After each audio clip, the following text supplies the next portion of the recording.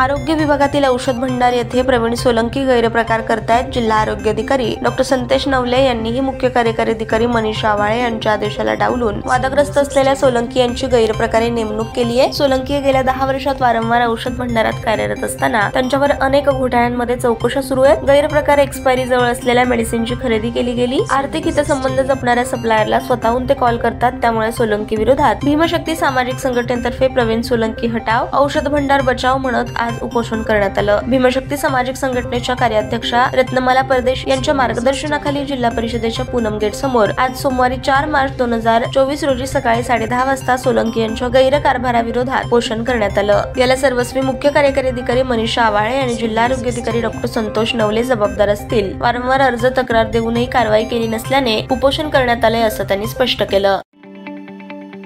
ताज्या बातम्या पाहण्यासाठी प्राईम महाराष्ट्र न्यूज चॅनलला सबस्क्राईब करा।